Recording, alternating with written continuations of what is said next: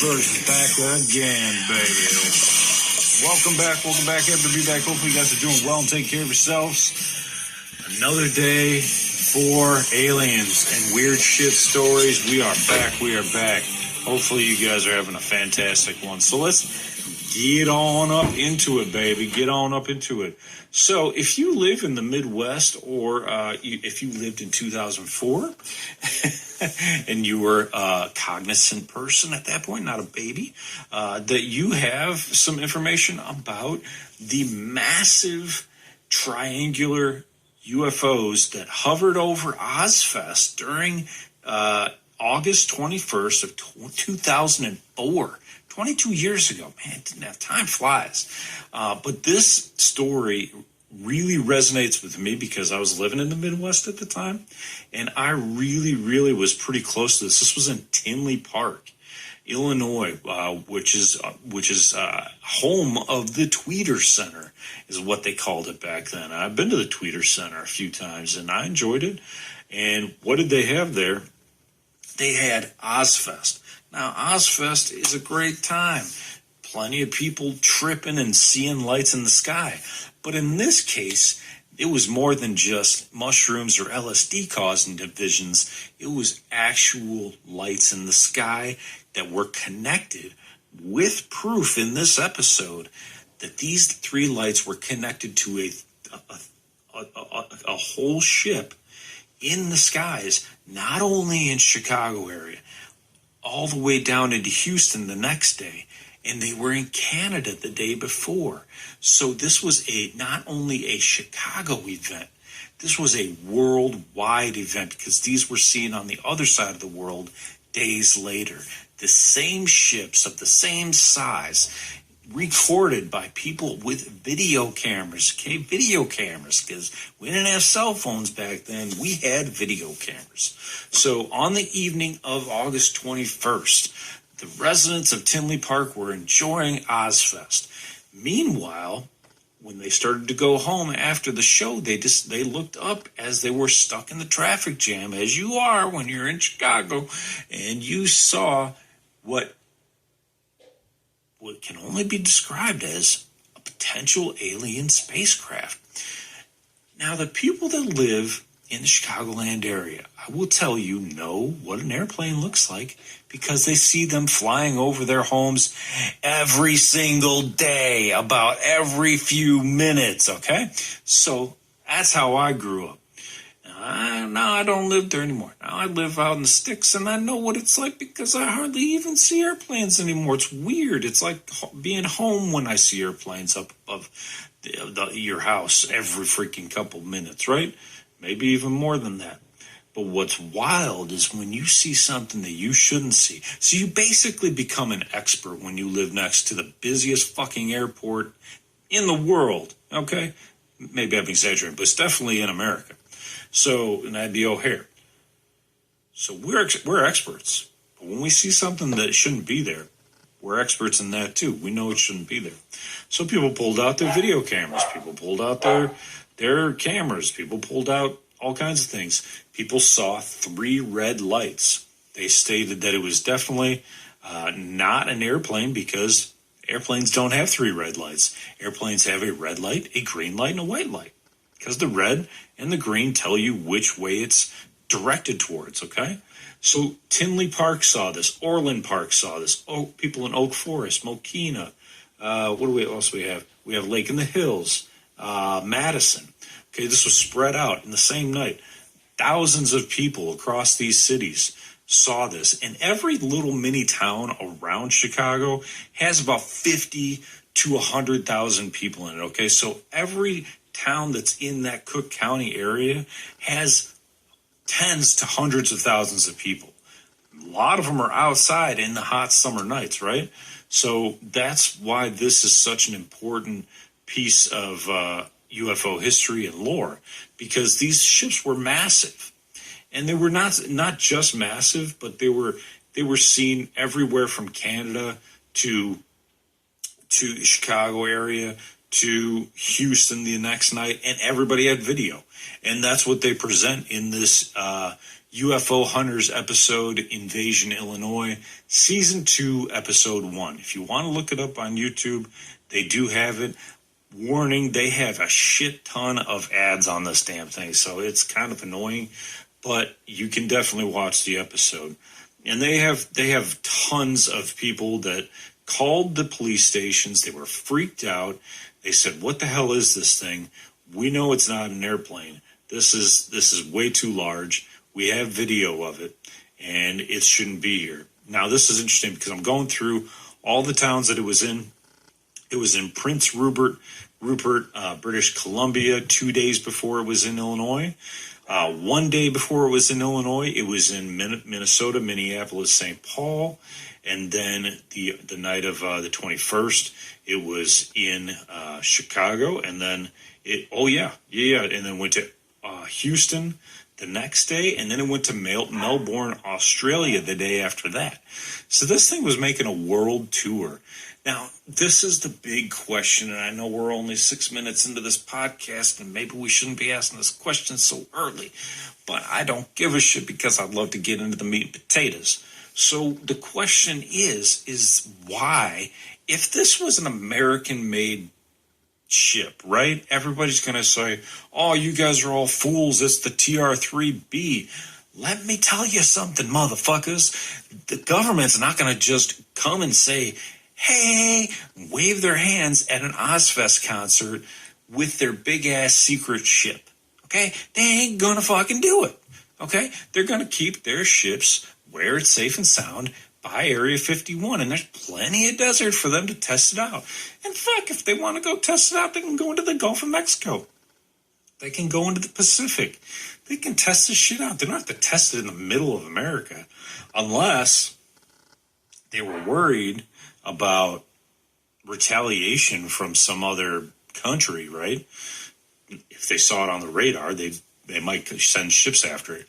But nonetheless, you wouldn't take it all the way across America from Area 51 with tons of just dead states, like Wyoming, Nebraska, Iowa, to bring it all the way through Illinois, which has mostly a dead state in northern Illinois, all the way to the busiest county in middle America.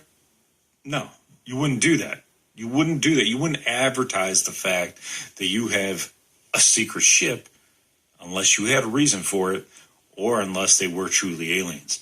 See, everybody, even if Stephen Greer says that 80% of the UFOs that we see are our own and that 20% are alien ships, I find it hard to believe. I find that really hard to believe. I can understand why he's saying it.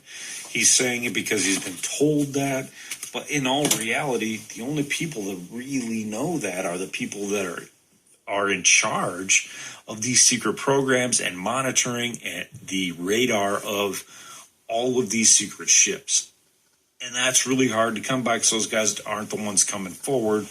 They are sitting back being quiet. So let me ask you, do you think the TR-3B, the triangle-shaped craft, are ours? Or are they alien? Or are they both? Do they have them, and do we have some crash ships that we retrofitted? That's a possibility too. But I don't think this event that happened over all of these cities was us flying around. I just don't think that's the case. It doesn't make much sense. It doesn't make any sense to allow everybody who's got a video camera to videotape them and then show up. And they brought this to a professional who went ahead and reviewed the tape, and they used specialized computer programs to monitor how the lights moved and the way the lights moved. See, some people saw three dots, and they said, "Oh, well, it didn't look like a triangle to me. From my vantage point, it looked like three dots in a row." Well, when they moved the camera and they moved this ship around, you could still see three lights, and it would look like it was almost in an eye, but it was as the ship was turning and moving, and so it might look like an eye instead of a triangle. So, and we had plenty of people on the case. We had the MUFON director during the time, Sam Moranto, who was director of Illinois MUFON, who had boots on the ground. He was receiving thousands of calls that night. He talked to police officers. He talked to people who had footage. He got tons of data.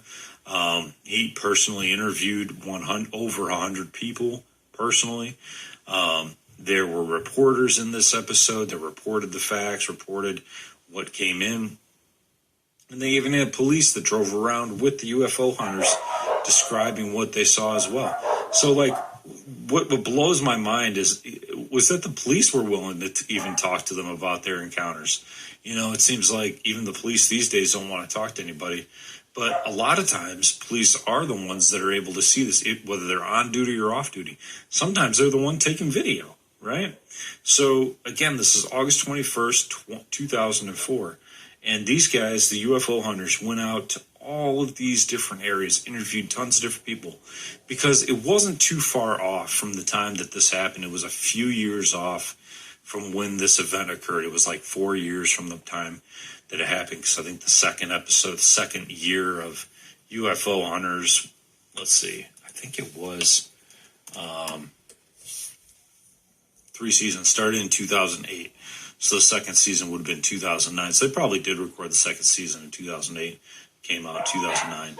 So, yeah, I mean, I think that that's really interesting. They also had some people report that it looked like there were within the triangle, like squares that had repeating patterns in them in some of the footage, and that they used that to also corroborate the fact that it was indeed one ship, not multiple ships in a row. They said that it looked like, according to their data, that it was at least 6 747s widths and lengths long.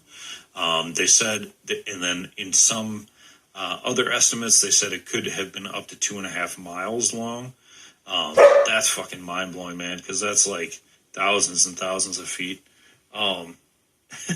So, you know, it's tough, right? Because you have to have triangulation capabilities to have like location data on the ground in the camera footage, which most people aren't going to be like, you know, looking at the ground first and then pulling it up and looking in the sky. They turn it on while they got it on the thing and record straight from the sky. But they could triangulate it, right? They could triangulate it with other people and try to estimate the size of this thing. So there are some size estimates from anywhere from 6 747s wide, which I don't even know how wide a 747 is. Let's see. 747 width, wingspan, right? Wingspan is 100 and it depends on which one it is. About 200 feet. You know, and 200 feet times 6 is 120 feet.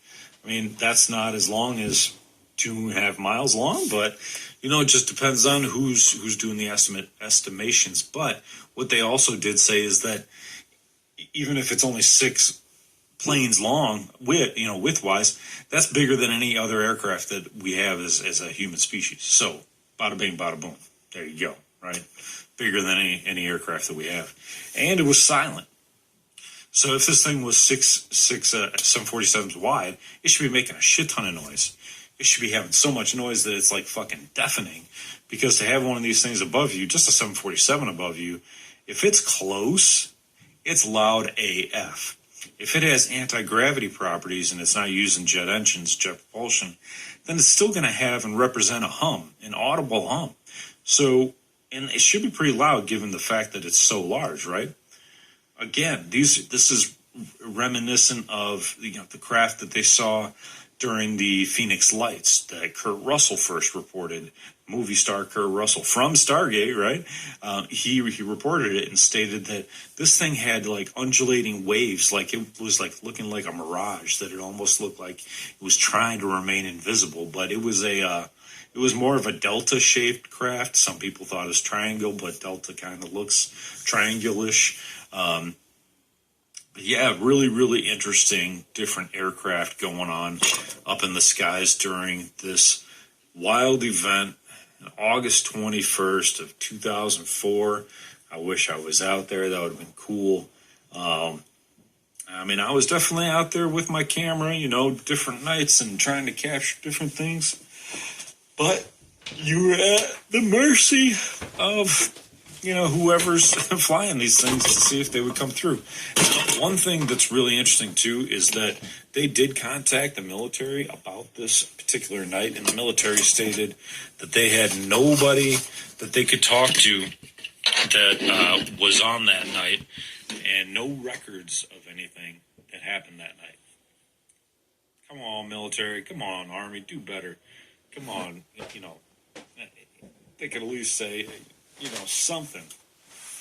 They could say, well, we didn't see anything. I guess that's what they said.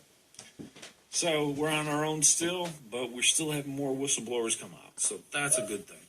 So what do you think? What really happened? Who was flying these ships and why? Questions left unanswered, but we can talk about them in the comments section. Now, if it's my opinion, I'd have to say it's definitely not us flying them, because they're just not going to unravel, unreveal. They're not going to reveal that kind of technology to people that are in a humongously populated area on a Saturday night at a concert where people are fucking outside and probably going to have cameras. Stupid. Makes zero sense. So in my mind, aliens, or definitely somebody not from America. Just aliens in general. If it was threatening, if it was another country, we would have sent up F-16s. We didn't do that. So it wasn't threatening from another country. So it had to be aliens, because otherwise we would take a military action. That's my opinion. Which aliens were they? Fuck if I know. I have no idea. No idea. What do you think? Put your comments below and let me know. All right, guys, take care of yourselves. Take care of your physical health, your spiritual health, your mental health. Follow through on your hobbies and your goals and your dreams, and as always, continue to question the universe around you. Till next time, guys, take care, and Lockdown Universe is out, baby.